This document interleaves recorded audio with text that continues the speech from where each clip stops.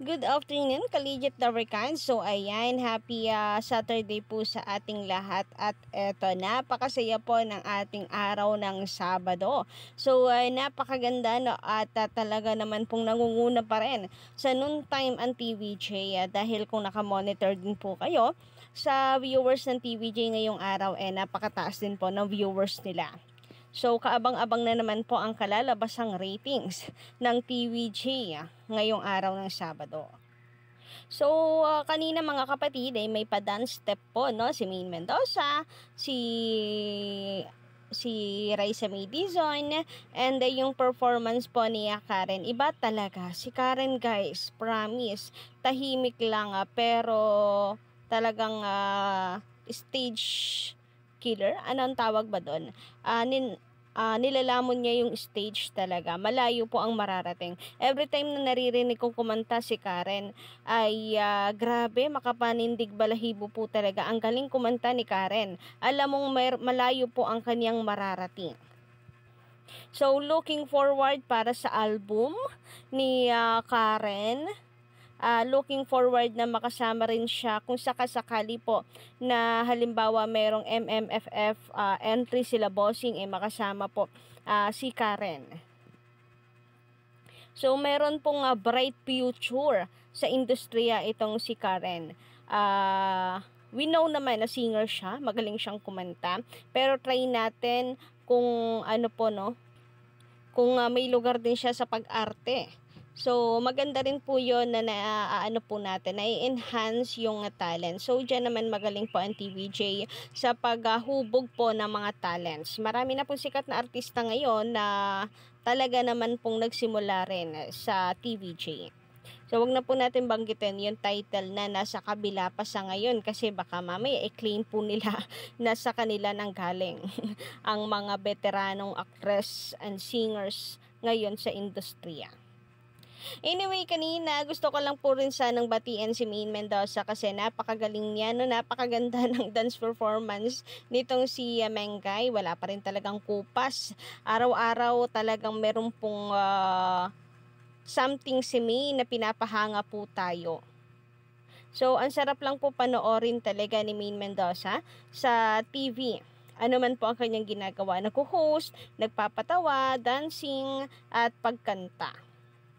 Talagang multi-talented lang din talaga itong si Mengay. Biruin niyo yun. Marunong yan mag-drum. Hindi lang niya talaga pinupush. May boses din naman si Mengay.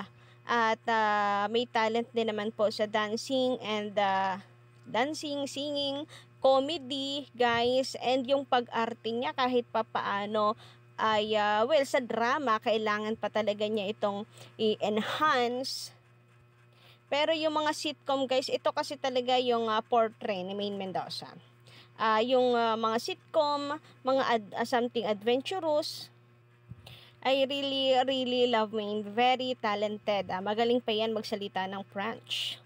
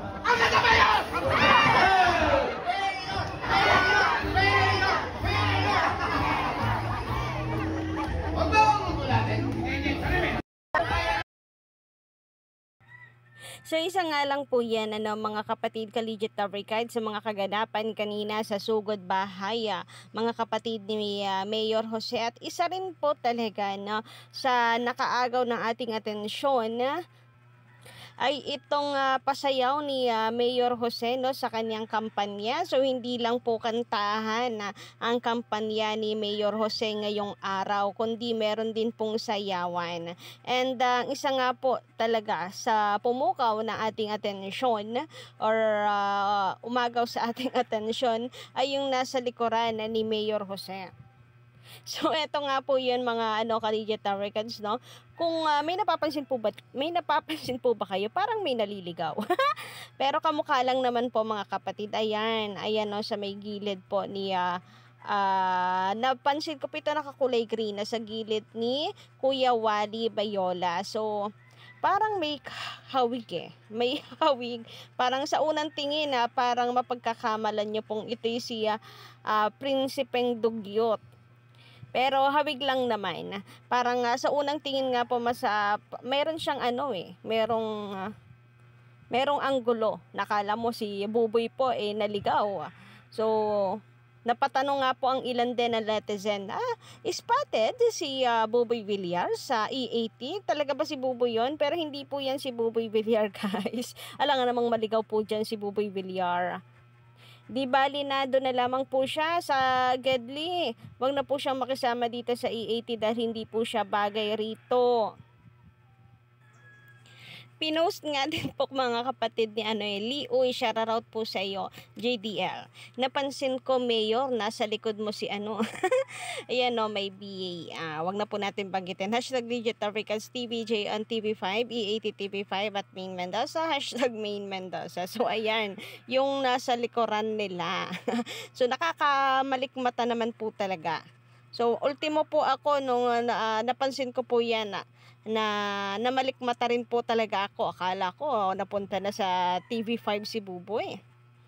Kayo po ba guys? Anyway, gusto ko lamang po sanang batiin ng TVJ kasi napakataas po ng live viewers nila ngayong araw po ng Sabado. Grabe nga po pasabog Sabado ng TVJ. At andyan din po pala sila Chris Ulo, Jay Guevara, yung atin pong mga TVJ defenders dyan. Nakita po natin sila kanina sa audience. And tinutok po sa kanila yung camera. And eto nga guys, kung mapapansin, may kulay po yung buhok ko nung lalaki. Kasi naman, paano hindi rin po mapagkakamalan? May kulay din po ang buhok dito ni Buboy Villar. Ayan. Pero di hamak naman po na mas gwapo yung nasa E80 TV5. Tingnan niyo naman yung itsura ni Buboy versus dito sa nasa TV5. Di hamak na lamang po sa 100 paligo. Mas gwapo po ito and hindi po siya mukhang dugyot. Samantala, sabi naman na dito sa mga komento sa mga nakarang update natin ng ating mga Collegiate Tower Guide, shoutout Miss Dolorosario Rojo. Shoutout, dapat lang tanggapin na hindi ninyo kaya ang TVJ. Totoo yan, hindi po nila kaya ang TVJ kahit ano po ang gawin nila. Baka tumigil kayo sa mga sinasabi niyong masasama. Baka yung mga siguro kung titigil kayo sa mga sinasabi niyong masama, baka yung mga nanonood yang masuportahan din kayo at tangkilitin din kayo kung hindi na kayo nakikipagpalitan ng masasamang salita at tumigil na din yung mga tao kakabash sa inyo, baka gumanda ang show ninyo. Sabi naman ni Miss Maria Flora Alarcon, shoutout, ang ganda po ng inyong profile, madam. Shoutout po sa inyo, the best noontime show, E80 TVJ, thumbs up. Agree 101% Miss Marie Flora Alarcon. Mariflor, sorry. Tower Cards, walang boring moments, busog sa katatawanan at sila Mayor Jose Manalo hindi inalisan ng mic ang ini-interview nila sa bawat lugar na pinupuntahan nila. Big check, ma'am, shout out. Totoo po yan, ay highlight natin yan. Hindi inaalisan ng mic ang ini-interview nila sa bawat lugar na pinupuntahan nila. Kaya naman, Shout out no sa mga walang galang dyan. Agayahin niyo po sila Mayor Jose. Sabi naman ni Fallen Angel, shout out po sa inyo. Lahat ng paraan gagawin nila para gibain ang EAT. Totoo po yan. Halos lahat po ay ng mga bashers nakatutok din ano. Anyway, thank you so much. Dagdag din po kayo sa TV ratings at sa online views namin. Pero kahit ano pong hanap na butas sa inyong gagawin, di naman po kayo makakalusot kasi pilit lang. No? Talagang pinipilit nyo lang yung mga bagay-bagay. Minsan kahit wala na sa lugar. Sabi pa dito, mahihirapan sila lalo. Lalo lang sila magiging kengkoy pagdating sa comedy na pinapakita ni Mayor. Alam naman natin na ang mga copy idea di naman pumapatok sa masa. Bagkus, kinaasaran. Big check and big word, Miss Fallen Angel. So, kayo po mga collegiate Dabarkads, anong inyong masisave hinggil dito? Just comment down below.